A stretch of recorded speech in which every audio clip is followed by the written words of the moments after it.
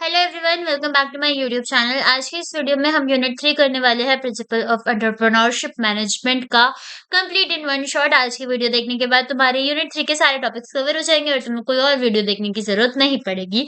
और नोट्स इसके मैं तुम्हें डिस्क्रिप्शन में दे दूंगी, तो ज्यादा टाइम नहीं वेस्ट करते और स्टार्ट करते हैं। तो सबसे पहले तुम्हारा जो टॉपिक है वो है डेवलपिंग फाइनेंशियल प्लान्स। ठीक है, फाइनेंशियल मतलब समथिंग रिलेटेड टू मनी। तो फाइनेंशियल प्लान्स का डेवलप करने का मतलब क्या होगा, या फिर फाइनेंशियल प्लान का डेवलपमेंट का क्या मतलब होगा। सिंपल सी चीज ये है कि सपोज तुम्हें एक बिजनेस स्टार्ट करना है। अब अभी तुम्हारे लिए तुम्हारे फाइनेंशियल प्लान्स क्या होंगे कि सबसे पहले अगर तुम्हें बिजनेस स्टार्ट करना है, तुम्हारे पास पैसा होना चाहिए। अब पैसा कितना है तुम्हारे पास, या तुम कितना इन्वेस्ट करने वाले हो, इस सब चीजों की एक प्रॉपर प्लानिंग होती है, तभी जाके अपना बिजनेस तुम स्टार्ट कर सकते हो। या तुम्हारे पास अगर पहले से बिजनेस हो तो तुम उसको ग्रो करवा सकते हो। ठीक है। तो फाइनेंशियल प्लान्स को डेवलप करने का मतलब यही हुआ कि हम अपने वी कैन से देख में रखें कि अभी तक हमारे पास कितना पैसा है, हमें कितने पैसे की जरूरत है, या फिर आगे कैसे अपने वी कैन से गोल्स को हम अचीव करेंगे, ऐसे क्या स्ट्रैटेजीज बनाए कि हमें ज्यादा प्रॉफिट हो, अपने बिजनेस को ग्रो करे। इन सब चीजों को देख के रखना ही है तुम्हारा फाइनेंशियल प्लान्स को डेवलप करना। तो एक फाइनेंशियल प्लान एक कंप्रिहेंसिव इवोल्यूशन होती है एंटरप्रेन्योरशिप की, करंट फाइनल पोजीशन की, future financial goals की, and the strategies to achieve those goals. It is critical component of a business plan that guide decision making and resource allocation. तो simple सी बात है, financial planning में क्या होगा, तुम देखोगे ओके तुम्हारे पास अभी इतना बजट है, तुम्हारा बिजनेस अभी ऐसे ऐसे कर रहा है, तुम्हारे गोल्स हैं कि ईयर के एंड तक तुम्हारे पास इतना प्रॉफिट हो, तुम्हारा बिजनेस इतना एक्सपेंड हो जाए, और इन्हीं सब चीजों को देख के रखना। तुम्हारा एक तुम चाहते हो अपने बिजनेस को इवेल्युएट करना। वो सारी चीजें ही तुम्हारी क्या होता है, फाइनेंशियल प्लान्स होता है। ठीक है। अब हम जो फाइनेंशियल प्लानिंग करते हैं उसका मेन मोटिव क्या होता है, या फिर उसके ऑब्जेक्टिव्स क्या होते हैं, हम क्यों कर रहे हैं फाइनेंशियल प्लानिंग। ठीक है। तो पहला है ये पता करने के लिए कि हमें एक्चुअल में कितना पैसा रिक्वायर है। अगर मैं अपना बिजनेस स्टार्ट कर रही हूँ तो पहले मैं देखूंगी कि मैं एक प्लानिंग करूंगी ना कि बिजनेस के लिए मेरे को, सपोज मेरा नींबू पानी का बिजनेस है, तो सबसे पहले मैं देखूंगी कि ओके नींबू पानी के बिजनेस के लिए मुझे नींबू भी खरीदना है, मुझे स्टॉल्स भी लगाने हैं, ऐसा कुछ है। तो मैं सबसे पहले एक प्लानिंग करूंगी कि नींबू मेरे इतने के आएंगे, स्टॉल मेरा इतने का लगेगा, जगह खरीदने के मेरे को इतने पैसे देने पड़ेंगे। तो ये सारी मेरी फाइनेंशियल प्लानिंग होगी कि इतना पैसा मुझे चाहिए, यहाँ यहाँ से जा जाकर मेरे पास इतनी सेविंग्स है, मेरे पास इतना पैसा है, मैं कौन कौन सी जगहों से पैसा ले सकता हूँ। तो ये सारी चीजें फाइनेंशियल प्लानिंग होती है। तो ऑब्जेक्टिव क्या है, पहली चीज जब तुम फाइनेंशियल प्लानिंग पता करते हो, तुम्हारे पास एक बेसिक आइडिया होता है कि ओके इतनी कैपिटल की तो तुम्हें जरूरत है, इतना पैसा तो तुम्हें चाहिए ही चाहिए बिजनेस स्टार्ट करने के लिए। फॉर एग्जाम्पल अगर तुम्हें घर बनाने का सोच रहे हो, तो डायरेक्ट थोड़ी कि चलो कल को लेबर लेके आ गए और घर बना दिया, ऐसे थोड़ी होता है। पहले तुम सारा वीकेंड से ब्रेक करोगे ना, ओके कि इतना बजट लग जाएगा, तुम्हारे पास है इतना पैसा, तो ही तुम डिसाइड करोगे कि आगे तुम्हें क्या करना है। ठीक है। तो financial planning is very important, क्योंकि वहां से तुम पहली चीज तो ये ऊपर ऊपर से पता लगा सकते हो कि तुम्हें एक्चुअल में कितनी अमाउंट रिक्वायर होगी पूरी। देन तुम अच्छे से रिसोर्सेज को एलोकेट कर सकते हो, सो दैट तुम्हें ये पता है कि ओके नींबू बनाने के अगर तुम्हें नींबू पानी का स्टॉल लगाना है, तुम्हें नींबू खरीदने पड़ेंगे। अब तुम 3 जगहों पे गए, तुमने देखा यहाँ पर सस्ता मिल रहा है, तो तुम यहाँ पर जाके ले लोगे। तो वैसे जब तुम फाइनेंशियल प्लानिंग्स करते हो, तुम उस हिसाब से अपना बजट देखते हुए रिसोर्सेज को बेस्ट ऑप्टिमाइज्ड वे में वीकेंड से एलोकेट कर पाते हो, अच्छे से अच्छी रिसोर्सेज ले पाते हो इन द बजट। वो तुम्हारे दिमाग में एक बजट वाली चीज हमेशा रहती है। ठीक है। उसके बाद आता है रिस्क मैनेजमेंट, कि तुम्हें पता होता है कि आगे चल के इन जगहों पे तुम्हारे पास फाइनेंशियल रिस्क हो सकता है, तो वो सारी चीजों का भी आइडिया होता है। देन तुम अपनी प्रोग्रेस को मॉनिटर कर सकते हो। सपोज तुमने एक फाइनेंशियल प्लानिंग बनाई कि मेरे को इतना सामान खरीदना है, ये सामान खरीदना है, देन ये सामान खरीदना है, ये सामान खरीदना है, एंड एक एक करके टिक करो। तो तुम्हें पता है कि अभी तक तुमने कितनी प्रोग्रेस करी है और आगे कितनी आने वाली है। फॉर एग्जाम्पल तुम्हारा कुछ और गोल भी हो सकता है कि तुम्हें अपने बिजनेस को एक्सपेंड करना है, समथिंग, उसकी भी तुम प्रोग्रेस कर सकते हो। तो all these things we can say are very important, and इसी वजह से बेसिकली हम फाइनेंशियल प्लानिंग करते हैं। ठीक है। अगर फाइनेंशियल प्लान के कंपोनेंट्स की बात करें कि फाइनेंशियल प्लानिंग जब हम करते हैं, हम किन किन चीजों को दिमाग में रखते हैं कि या फिर क्या इंपॉर्टेंट एस्पेक्ट्स हमारे पास होने चाहिए जब हम फाइनेंशियल प्लानिंग कर रहे हैं। तो सबसे पहले तो तुम्हें अपनी इनकम का पता होना चाहिए। मैं बिजनेस खोलना चाह रही हूँ, बिजनेस स्टार्ट कर रही हूँ, और मैं चाहती हूँ कि एक फाइनेंशियल प्लानिंग कर लूँ कि क्या मैं बिजनेस कहाँ से पैसे लाऊंगी, कितने पैसे होंगे। तो ये सारी चीजें तो होनी चाहिए ना। अगर मैं सबसे पहले बिजनेस खोलने का सोच सोच रही हूँ तो पहली चीज मेरे दिमाग में आनी चाहिए वो होगी मेरी इनकम। मेरे पास कितना इनकम है, मेरे इनकम में से मेरे पास कितना प्रॉफिट बच रहा है, कितना लॉस बच रहा है, कितना रेवेन्यू बच रहा है। ठीक है, तो पहली चीज जब हम बिजनेस प्लानिंग के अंदर यूज करते हैं या फिर अगर फाइनेंशियल प्लानिंग के लिए यूज करते हैं, या फिर पहला कंपोनेंट हमारा जो होता है वो होती है इनकम। तो इनकम स्टेटमेंट को हम प्रॉफिट एंड लॉस स्टेटमेंट के नाम से भी जानते हैं। अब यहाँ पर क्या होता है, यहाँ अकॉर्डिंग टू ओवर सैलरी हम पता लगाते हैं कि हमारा कितना रेवेन्यू हमें मिल रहा है या फिर कितना पैसा हमारा खर्च हो रहा है। तो ये सारी चीजें हमें दिमाग पे रखनी पड़ती है, and this is a very very crucial component of your financial planning. What? Income statement, your income statement. ठीक है, इनकम स्टेटमेंट के अंदर तुम रेवेन्यू देखते हो, तुम देखते हो कि कितना तुम्हारा जो गुड्स सेल हुए उनका क्या कॉस्ट है, ये सारी चीजें तुम देखते हो। तुम्हें कितना प्रॉफिट मिला तुम ये देखते हो। ठीक है, उसके बाद आती है बैलेंस शीट। बैलेंस शीट तुमने देखी होगी अगर तुम बिजनेस के स्टूडेंट हो तो। बैलेंस शीट इज लाइक क्या होता है कि इनिशियली अभी एक स्पेसिफिक पॉइंट पे तुम्हारी कंपनी ने कितना वी कैन से चीजें सेल की, कितना प्रॉफिट उसको मिला at the current time, this is a balance sheet. ठीक है, ठीक है।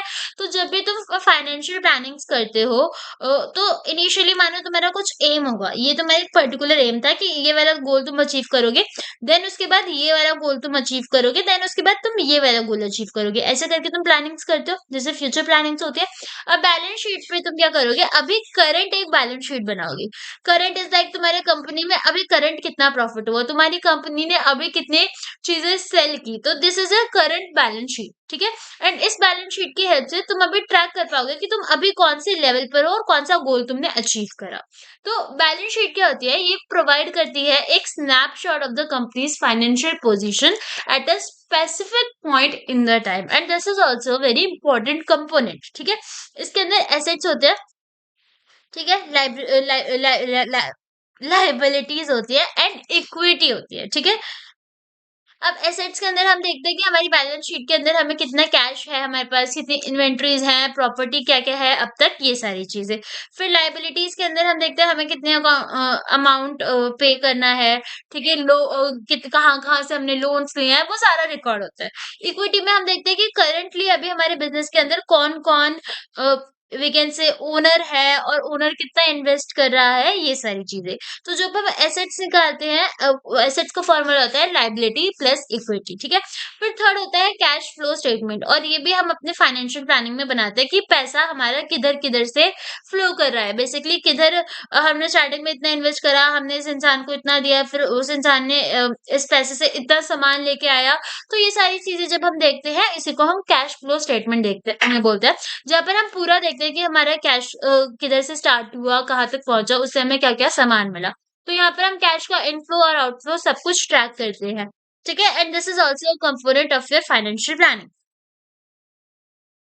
तो यहाँ पर हम सब कुछ देखते हैं कि हमारे कोर बिजनेस में हमने कितना पैसा दिया, हमने इन्वेस्टमेंट में कितना पैसा दिया, कितने के हमने फंड्स रेज कर दिए, ऑल दिस थिंग्स। उसके बाद हमारी बजटिंग आती है, जहाँ पर हमें अपनी बजट का भी एक बहुत वी कैन से देखना पड़ता है कि हमारा करंट बजट कितना है, हम कितना वी कैन से कितना भी खर्च कर सकते हैं, बिजनेस में इन्वेस्ट कर सकते हैं। ठीक है, तो बजट इज लाइक कि अभी तुम्हारे इनकम के अकॉर्डिंग तुम कितना एक्सपेंसेस कर सकते हो, कितना खर्च कर सकते हो over a specific period of time. ठीक है, उसके बाद तुम ब्रेक इवन एनालिसिस करते हो, and this is also your component. Okay, तो देखो ये ब्रेक इवन एनालिसिस का मतलब क्या होता है, मैं एक एग्जांपल से तुम्हें समझाती हूँ। देखो होता क्या है, फॉर एग्जांपल सपोज मैंने क्या करा, मैंने इनिशियली 100 रुपए इन्वेस्ट करे थे अपने बिजनेस के अंदर। 100 रुपए इन्वेस्ट करे थे। अब वो कह रहा है मैं मेरा एक नींबू पानी का बिजनेस है, और जो भी इंसान नींबू पानी पीने आ रहा है वो मुझे 10 रुपए दे रहा है। 10 रुपए दे रहा है। ठीक है, वो मुझे 10 रुपए दे रहा है, और ऐसे करके मैंने 10 ग्लासेस बेच दिए। आई सोल्ड 10 ग्लासेस, यानी कि अभी मेरे पास मुझे 100 रुपए वापस मिल गए। क्या मैंने अभी तक कुछ प्रॉफिट करा? नहीं। क्या मेरा अभी कुछ लॉस हुआ? नहीं। तो जब ऐसे वाले पॉइंट्स मेरे पास आते हैं कि मैंने इतना इन्वेस्ट करा था और मुझे उतना ही वापस मिला, उसी को हम ब्रेक इवन एनालिसिस बोलते हैं। अब यहाँ पर ना हमारा कुछ प्रॉफिट होता है, ना हमारा कोई लॉस होता है। हम देखते हैं कि क्या जितना हमने इन्वेस्ट करा था उतना हमें वापस मिल गया कि नहीं। ठीक है, तो यहाँ पर क्या होता है कि इसका फॉर्मूला होता है ब्रेक इवन पॉइंट का फिक्स्ड कॉस्ट अपॉन में selling price per unit minus variable cost per unit. And यहाँ पर ब्रेक इवन एनालिसिस का अगर डेफिनेशन देखें तो it is the point we can say, जहाँ पर जो तुम्हारा टोटल रेवेन्यू होगा वो इक्वल हो जाएगा तुम्हारे टोटल कॉस्ट के। समझ आया? तुमने जितना कॉस्ट लगाया था, इन्वेस्ट करा था, तुम्हें उतना ही पैसा वापस मिल गया, तो ये तुम्हारा ब्रेक इवन एनालिसिस है। So these are the 5 components we can say that are used in your financial plans. And तुम फाइनेंशियल प्लानिंग करते हो तो तुम इन्हीं कंपोनेंट्स की बात करते हो और इन्हीं चीजों को दिमाग में लेके चलते हो। ठीक है? अब अगला हम देखते हैं कि अब चलो ये तो तुम्हें कंपोनेंट्स तो पता चल गए, अब एक्चुअल में what are the initial steps और what are the actual steps for developing a financial plan. तो सबसे पहला, अगर तुम्हें फाइनेंशियल प्लानिंग करनी है तो तुम्हें अभी अपने करंट का पता होना चाहिए कि करंट में तुम्हारे पास कितने पैसे हैं, कितनी रिसोर्सेज है जहां से तुम पैसा ले सकते हो, करंट के में तुम्हारी सैलरी कितनी है, ये सारी चीजें तुम्हें पता होनी चाहिए। तो जब तुम फाइनेंशियल प्लानिंग करते हो तो सबसे पहले तुम अपने दिमाग के अंदर देखते हो कि तुम्हारी करंट फाइनेंशियल पोजीशन क्या है, and then you set your financial goals that तुम्हें बिजनेस बनाना है तो 5 साल बाद तुम्हारा बिजनेस इतना जाना चाहिए, ये सारी चीजें। ठीक है? उसके बाद तुम एक rough estimate cost and revenue करते हो कि अगर तुमने स्टार्ट में इतना कॉस्ट लगाया तो फिर थोड़े टाइम बाद तुम्हारा इतना रेवेन्यू हो जाएगा। ये सारी चीजें अपने दिमाग में रखते हो। ठीक है? उसके बाद तुम फंडिंग की सोर्सेज को देखोगे कि okay, if I am starting a business and कभी ऐसा हो जाए कि मेरे पास पैसों की कमी पड़ जाए, तो what are the actual sources जहां से मैं पैसा ले सकता हूँ, मैं खुद की सेविंग्स कितनी है मेरे पास, या लोन में मैं मैक्सिमम कितना पैसा ले सकता हूँ, या किसी से बोरो करके मैं कितना पैसा ले सकता हूँ, इन सारी चीजों का भी तुम्हें देख-रेख करनी पड़ती है। ठीक है? उसके बाद तुम्हें एक्चुअल में एक फाइनेंशियल स्टेटमेंट्स बनानी पड़ती है। जो हमने बात की फाइनेंशियल प्लानिंग, जब भी तुम्हें पूरा तुम्हारी income statement, balance sheet, cash flow, ये सारी चीजें बनानी पड़ती है। ठीक है? उसके बाद तुम्हें रिस्क एनालिसिस भी करने की जरूरत है कि अगर मार्केट कल को ये हो गया तो कितना रिस्क में तुम्हारे पास आ जाएगा, बिजनेस ठप पड़ गया तो कितना रिस्क आएगा तुम्हारे पास, ये सारा चीजें। एंड लास्ट में सब कुछ रिव्यू करना। So this are the plannings, I can say this are your plannings for complete financial for complete financial plannings. Like these are your components of complete financial plannings और steps जिनकी मदद से तुम financial plan बना सकते हो। Okay, now यहाँ पर अब ये फाइनेंशियल प्लानिंग इंपॉर्टेंट क्यों है, हमने पहले भी थोड़ा सा देखा था बट अभी भी देख लेते हैं। क्या होता है कि ये हमें डिसीजन मेकिंग में बहुत हेल्प करता है, अपने रिसोर्सेज को हम अच्छे से यूटिलाइज कर पाते हैं। यहाँ पर हम मेक श्योर कर सकते हैं कि सफिशिएंट रिसोर्सेज के अंदर ही हमें अपना गोल अचीव हो जाए। ठीक है? उसके बाद इस अकॉर्डिंग हम बात करते हैं इन्वेस्टर से, स्टेक होल्डर से। ठीक है? एंड रिस्क के लिए भी हम तैयार रहते हैं। हमें कम वी कैन से कम फैसिलिटीज में अच्छे रिसोर्सेज को यूटिलाइज करना होता है, ये सारी चीजें हमारे दिमाग में होती है। फाइनेंशियल प्लानिंग करते वक्त क्या क्या चैलेंजेस होते हैं जो आते हैं, देखो मार्केट को कुछ नहीं पता होता, कभी कोई चीज बहुत ट्रेंडिंग है, कभी कोई चीज बिल्कुल ही ऐसे है कि गायब हो गई सडनली। ठीक है? और कभी कभार ऐसा होता है कि इनिशियली तुम ही मार्केट में थे जिसने वो चीज स्टार्ट करी थी, तो तुम्हारा बिजनेस अच्छा चलेगा, बट सडनली तुम्हारे कंपटीशन आ गया जो तुम्हारे से भी अच्छी चीजें वो सेल कर रहा है, तो सडनली तुम्हारे वीकेंड से जो लोग तुम्हारी दुकान पे आ रहे थे कस्टमर्स, वो कम हो गए। तो ये सारी चीजें बहुत ज्यादा होती है। तो पहली तो फाइनेंशियल प्लानिंग के अंदर यही चैलेंज होता है कि तुम्हें ये सारी चीजों को देखना होता है कि market conditions will not always be same. तुम्हें ये सारी चीजें प्रिडिक्ट करनी होती है और ये प्रिडिक्ट करना is actually a little difficult. Then second होता है तुम्हारा फंडिंग कंस्ट्रेंट। जरूरी नहीं है तुम स्टार्टिंग में जहां से पैसे ले रहे थे, तुम्हें जरूरत पड़ी थी जब, वो तुम्हें एंड तक भी पैसे दे, है ना? या फिर तुम जहाँ से स्टार्टिंग में लोन्स दे रहे थे वही तुम्हें लोन्स ले रहे थे वो तुम्हें बाद में भी लोन्स दे। तो ये सारी चीज़ों का भी ध्यान रखना पड़ता है, ठीक है?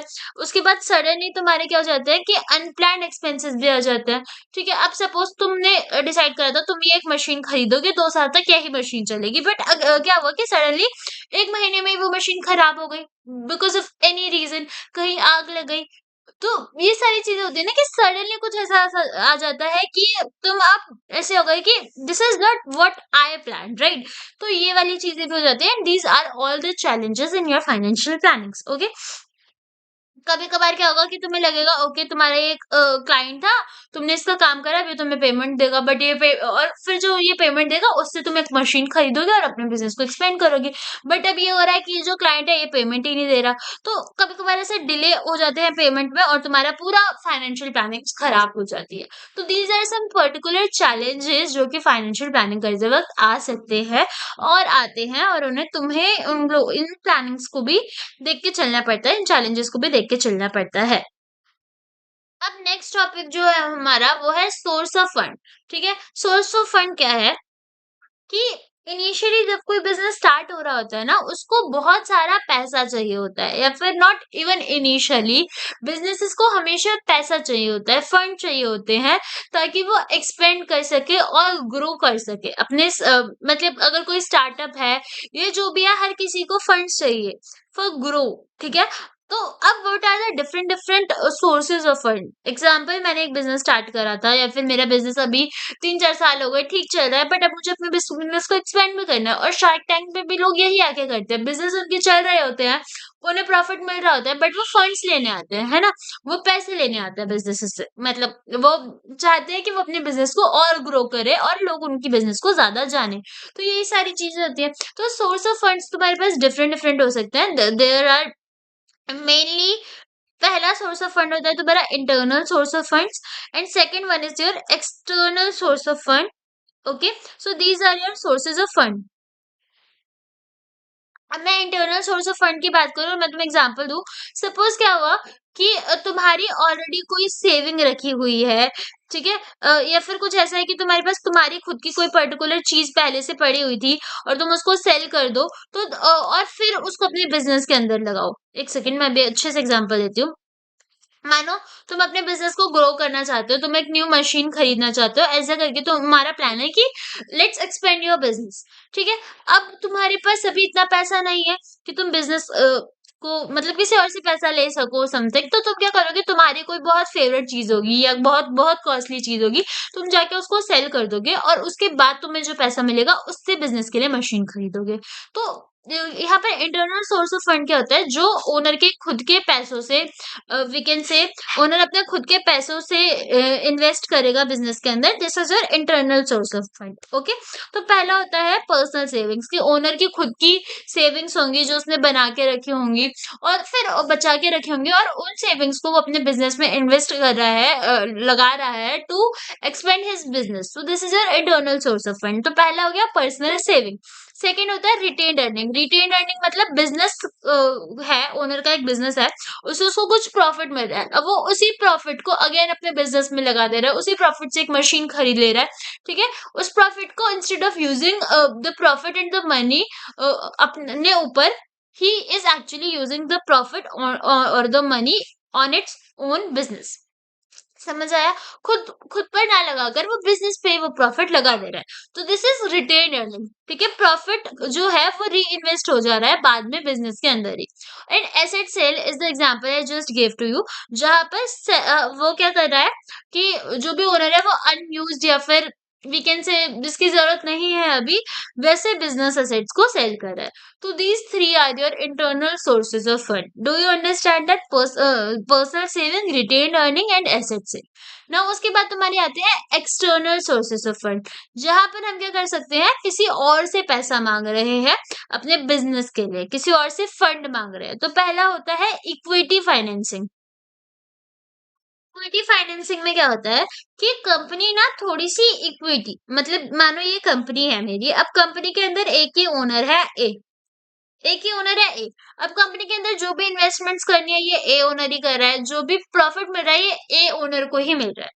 अब एक बंदा है बी नाम का, वो बोलता है मुझे ना तुम्हारी कंपनी में ओनर बनना है, मुझे भी तुम्हारे बिजनेस का भागीदारी होना है, क्योंकि वो देख रहा है कि ये ना एक बहुत अच्छे से लेके इसका बिजनेस अच्छे से चलने लग गया है, और ये सपोज बी का फ्रेंड है। तो बी बोलता है ओके, तुम्हें एक काम करो, तुम ना मेरे बिजनेस में पैसा दो स्टार्टिंग में, और उसके बदले में मैं तुम्हें कुछ शेयर्स दूंगा अपने बिजनेस के। तो बी आया और बी ना इसको मानो 50% पैसा दे देता है जितना भी ए ने इन्वेस्ट करा। तो अब क्या हुआ कि 50% परसेंट बी भी ओनर बन गया इसके बिजनेस के अंदर। तो अब जो भी प्रॉफिट हो रहा है वो 50% दोनों में बटेगा, लॉस भी हो रहा है तो दोनों का 50-50% का लॉस होगा। तो this is known as your equity financing. Do you understand that this is your equity financing. ठीक है।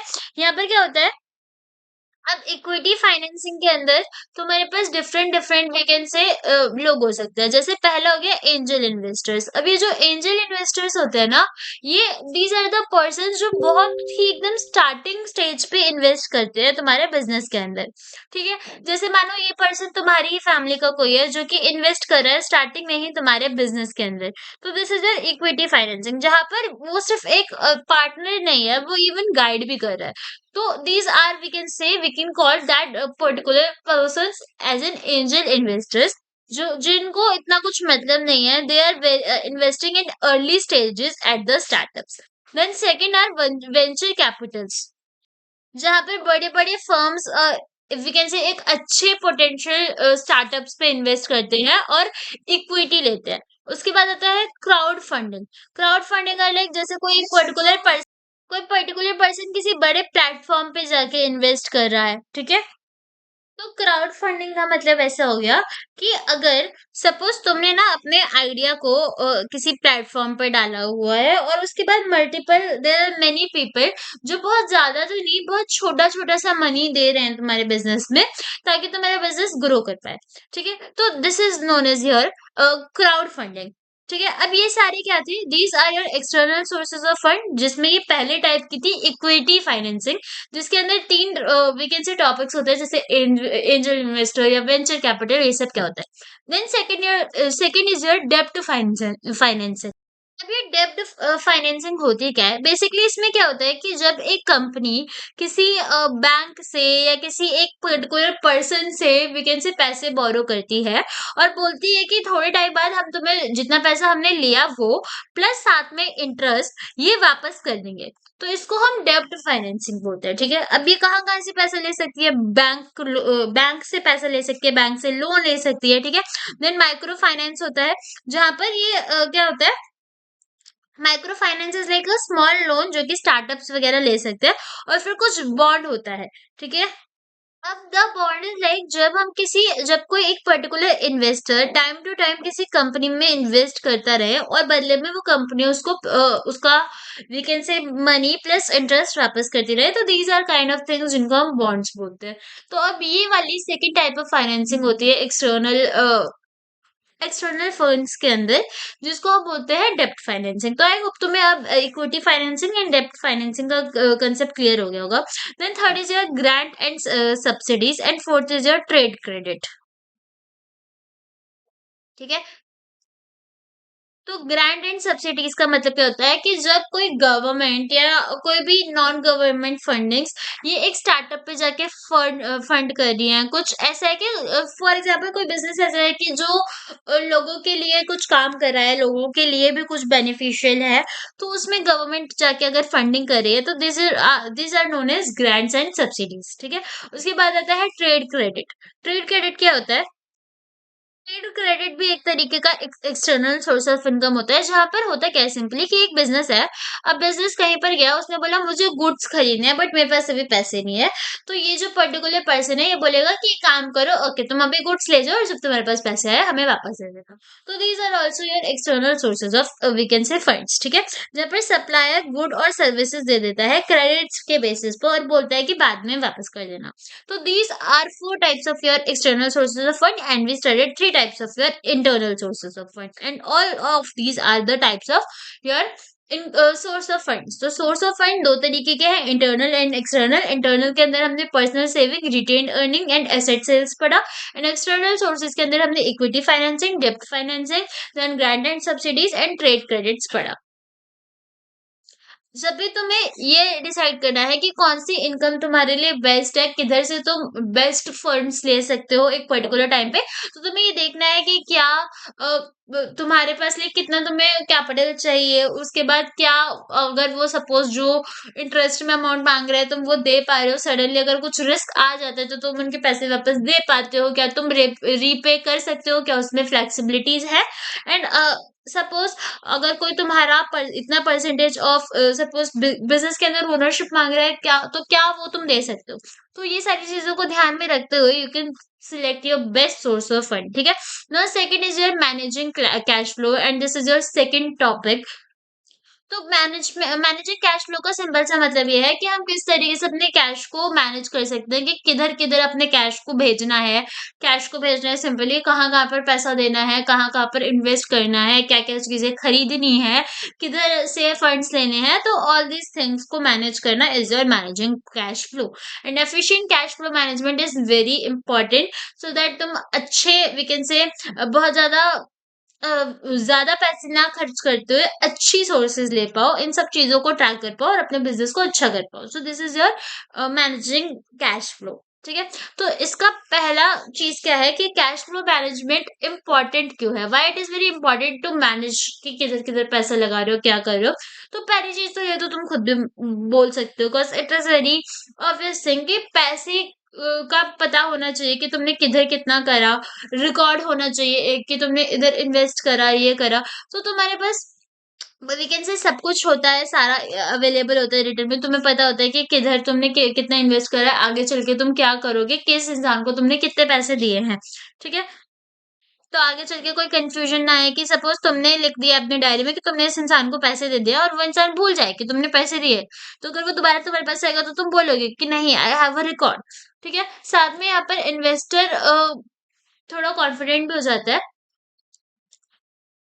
ठीक है, तो अब यहाँ पर मैंने तुम्हारे इन वाले नोट्स में देखा कि बहुत अच्छे से नहीं इसमें दिया है, बहुत ही छोटे से पॉइंट्स दिए हुए हैं। तो यहाँ पर तुम्हारे एग्जाम पॉइंट ऑफ व्यू के अकॉर्डिंग मैंने थोड़ा सा बड़ा करके इसको लिखा है। तो देखो हमें फाइनेंशियल वी कैन से यहाँ पर whatever we are studying right now managing cash flow and why it is important this is something we are studying now, ठीक है? तो why कैश फ्लो का ध्यान में रखना इज इम्पोर्टेंट। तो सबसे पहले तो इससे तुम्हारे पास एक फाइनेंशियल स्टेबिलिटी होती है। तुम्हें पता होता है कि ओके अगर आज तुम इस बिज़नेस में इतना लगा रहे हो या इस पर्टिकुलर चीज़ पे इतना लगा रहे हो तो तुम्हारे पास स्टिल बहुत सारा पैसा है अभी अपने बिज़नेस के अंदर। ठीक है? उसके बाद यहाँ पर क्या होता है कि जब तुम एक proper we can say cash flow management करते हो तो तुम कि तुमने अभी इतना पैसा लगाया देन अभी तुम्हारे पास इतना पैसा बचा ये सारी चीजें करते हो तो तुम्हारे पास एक we can say decision making तुम्हारी अच्छी हो जाती है, ठीक है? क्योंकि तुम्हें रियल टाइम पे दिख रहा होता है कि अगर तुम्हारे पास 30,000 रुपए है जिनमें से तुम 5,000 इधर लगा रहे हो तो तुम्हारे पास इतने भी बचे। अब कोई इंसान तुम्हारे पास सपोज 25,000 बचे। अब कोई इंसान बोल रहा है कि 8,000 में या फिर 15,000 में तुम्हें एक पर्टिकुलर मशीन एक्स्ट्रा देगा। तो अब तुम्हें लगेगा ना कि 15,000 में एक मशीन ही ले लूंगा उसके बाद तो बहुत सारी चीजें बची है तो you can avoid that things that are not important for you.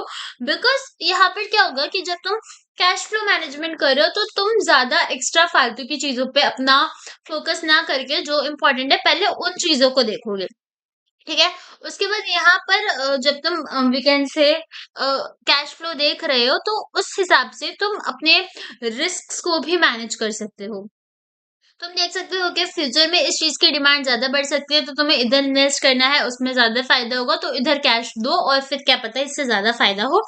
तो ये सारी चीजें होती है, ठीक है? उसके बाद तुम ये भी देख सकते हो कि ओके तुम्हारे पास इतना पैसा भी है तो देयर आर चांसेस कि अभी तुम भी इन्वेस्ट कर सकते हो, ठीक है? तो ये सारी चीजें is like very important. Cash flow management से तुम्हें ये सारी चीजें मिलती है कि तुम डिसीजन अच्छे से ले पा रहे हो, तुम देख पा रहे हो अगर तुम्हारे पास ज्यादा पैसा है तो तुम इन्वेस्ट भी कर पा रहे हो और तुम्हें एक ट्रू पिक्चर मिलती है कि तुम्हारे पास अभी कितना पैसा है, तुमने कितना खर्च करा, किधर खर्च करा, इधर पैसे खर्च करने से तुम्हें कितना प्रॉफिट हुआ, या इधर पैसा खर्च करने से तुम्हें कितना लॉस हुआ। तो ये सारी चीजें तुम्हें मिल जाती है जब अब देखो लास्ट टॉपिक में हम देखते हैं कि हम बिजनेस प्लान्स को कैसे डेवलप कर सकते हैं। अब ये बिजनेस प्लान क्या है, फाइनेंशियल प्लान तो समझ आ गया।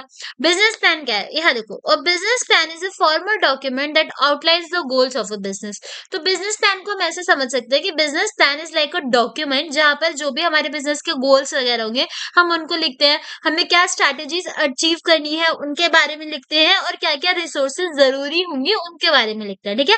So basically business plan is like a road map for the business जहां पर क्या होता है कि जब हम बिजनेस प्लान्स बनाते हैं तो जो एंटरप्रेन्योर्स हैं उनको एक आइडिया होता है कि कैसे डिसीजंस लेने हैं। अभी ये स्टेप हो गया तो अब किस किस इन्वेस्टर के पास जाना है, क्या क्या चीजें करनी है। बिजनेस प्लान्स हेल्प करते हैं उनको कि वो अच्छे से अपनी कंपनी को चला सके, ठीक है? तो किसी किसी भी बिजनेस को अच्छे से एग्जीक्यूट करने के लिए a well structured business plan is very very essential. ठीक है, ये ध्यान रखना। तो बिजनेस प्लान के बारे में अगर इसकी भी इम्पोर्टेंस देखें तो एक बिजनेस प्लान को हम बहुत मल्टीपल पर्पसेस से बनाते हैं।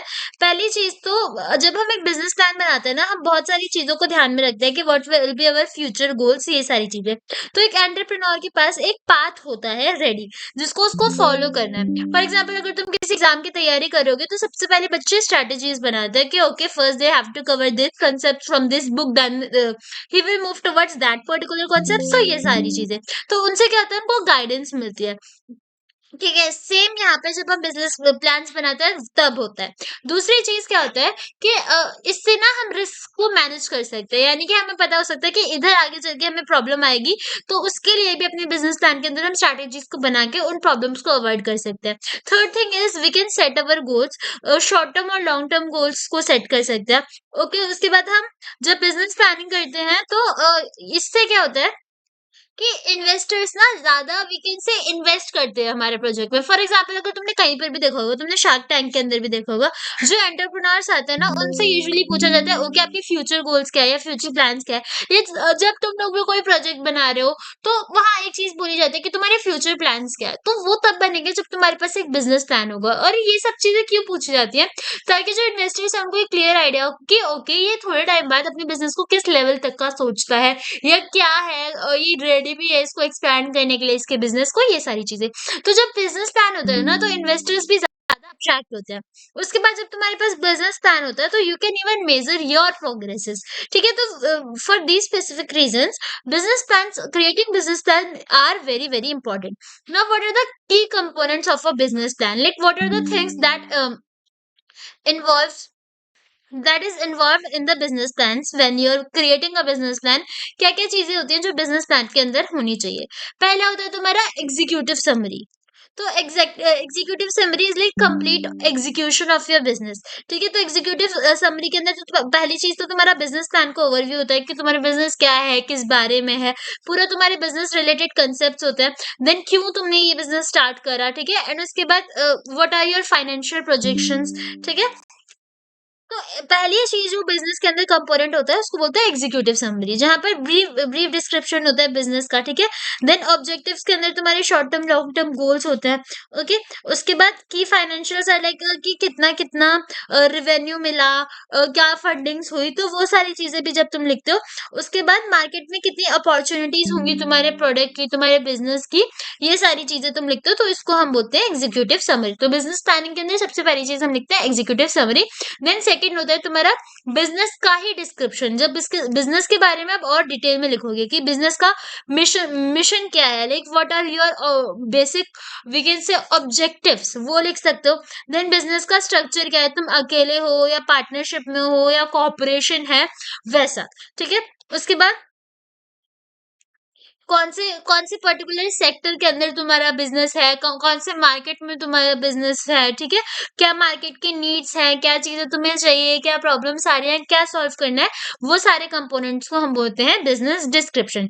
देन थर्ड चीज जो तुम अपने बिजनेस प्लानिंग के अंदर डालते हो वो होती है मार्केट रिसर्च एंड एनालिसिस, कि जिस मार्केट में तुम्हें बिजनेस करना है, जिस सेक्टर में बिजनेस करना है, उसके बारे में तुम्हें पता होना चाहिए। You should be familiar about the business environment, right? And you can identify the target market।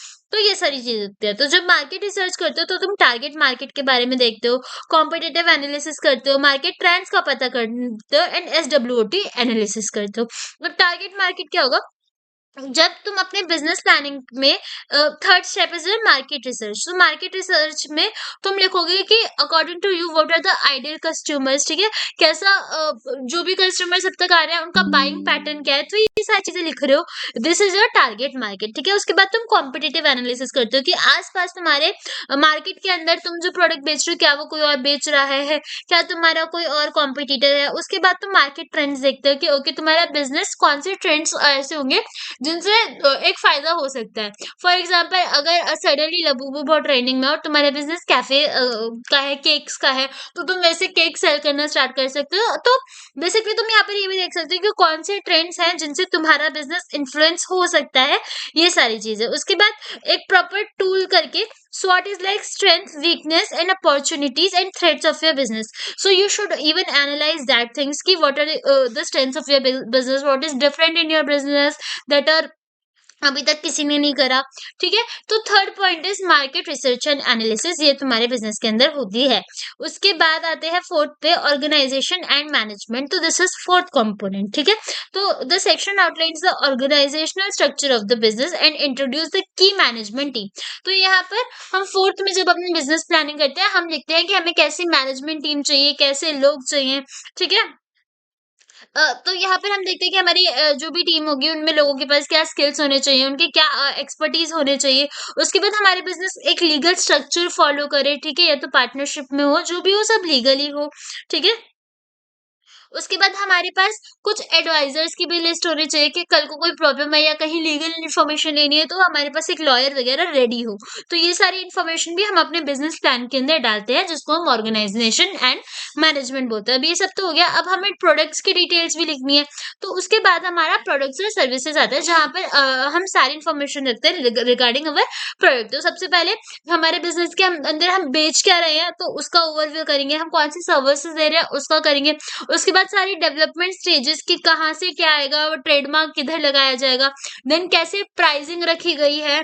ठीक है, ये सारी चीजें भी अपने वीकेंड से डालेंगे हम अपने बिजनेस प्लान के अंदर कि हमारा लास्ट में हमारे पास एक प्रोडक्ट है। अब पहले तो वो प्रोडक्ट का ओवरव्यू, देन डेवलपमेंट के स्टेजेस की, इधर से सबसे पहले इधर से सामान आएगा, देन इधर होगा, देन इस कंपनी में जाके ये वाला काम होगा। उसके बाद हम यहाँ पे प्राइस स्ट्रेटेजी बनाएंगे कि ये हमारा प्राइस होगा, या तो एक कॉस्ट बेस्ड प्राइस होगा, या वैल्यू बेस्ड होगा, या फिर कॉम्पिटिटिव प्राइसिंग होगी। तो ऐसे ऐसे करके डिफरेंट टाइप के प्राइसिंग होंगे। देन हम यहाँ पर अपने फ्यूचर प्रोडक्ट्स की, ये काम हम अभी नहीं कर रहे हैं बट फ्यूचर में कर सकते हैं, वो सब भी अपने बिजनेस प्लान के अंदर डालते हैं। ठीक है, एंड फिर लास्ट में होता है कि ओके, लास्ट में इज लाइक नॉट लास्ट में, अभी तो है बहुत सारे स्टेप्स, बट अगर प्रोडक्ट बन जाते हैं तो उसके बाद हमारे स्टेप होता है कि हमें ये भी देखना है कि हम वो अपने प्रोडक्ट्स की, देखो हमने बिजनेस बना दिया, सबसे पहले हमने देख लिया ये जगह है, मार्केट है, ये हमारे प्रोडक्ट है। उसके बाद बिजनेस प्लान के अंदर हम डालते हैं कि हमारे प्रोडक्ट की मार्केटिंग या सेल स्ट्रेटेजी अच्छी होनी चाहिए। तो ये सारी चीजें भी बिजनेस प्लान के अंदर डालते हैं, जैसे कि मार्केटिंग प्लान। मार्केटिंग प्लान के अंदर हम देखते हैं कि हम कैसे प्रमोशन करेंगे अपने बिजनेस का। ठीक है, देन कैसे हम अपने प्रोडक्ट्स को सेल करेंगे। ठीक है, उसके बाद हमें कैसे अपने कस्टमर के साथ लॉयल्टी बिल्ड करनी है, कस्टमर्स का ट्रस्ट जीतना है, किन लोगों के साथ पार्टनरशिप करनी है, किन बिजनेसेस के साथ पार्टनरशिप करनी है, ये सारी चीजें।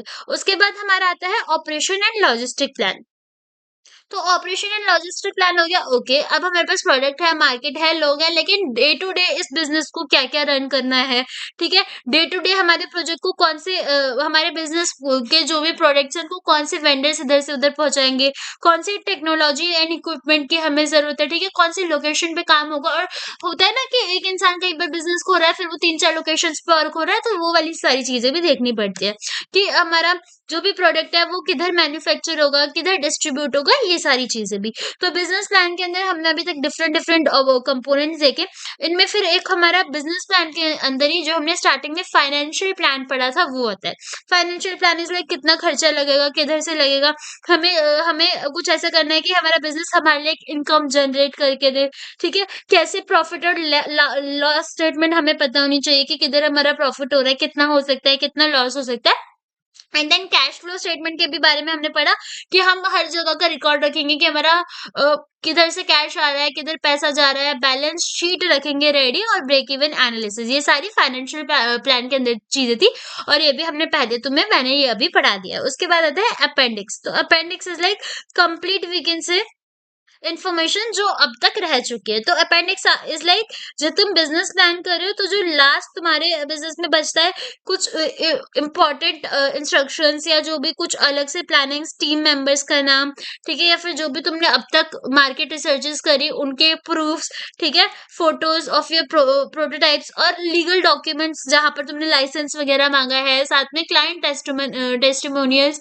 तो ये सारी चीजें भी बिजनेस प्लान के अंदर लास्ट कंपोनेंट में तुम्हारा आता है। ठीक है, अब यहाँ पर ये तो मैं समझ आ गया कि जब हम बिजनेस प्लान करते हैं, हम अपने बिजनेस प्लानिंग के अंदर पूरी ये सारी चीजें देख के करते हैं कि हमारे बिजनेस कैसे स्टार्ट होगा, पहले तो एग्जीक्यूट कैसे होगा, कॉन्सेप्ट क्या है बिजनेस का, देन बिजनेस का डिस्क्रिप्शन, और ये सब जब तुम्हारे पास रेडी होता है तो तुम इन्वेस्टर से जाके बात कर सकते हो। वो तुम्हारे उसको देखेंगे, बिजनेस प्लान को, वो सब कुछ देखेंगे, क्या क्या इन्फॉर्मेशन है, क्या प्रोडक्ट बन रहा है, तुम्हें कितना प्रॉफिट हो रहा है, कितना लॉस हो रहा है, कितने लोग हैं, क्या करंट मार्केट है, ये सारी चीजें। एंड दैट्स वाई जब बिजनेस प्लान तुम्हारे पास रेडी होता है, इन्वेस्टर्स आर मतलब there are more chances that investors will invest on your business. ठीक है, तो अब एक प्रॉपर बिजनेस वो बिजनेस प्लान डेवलप करने के स्टेप्स क्या होते हैं।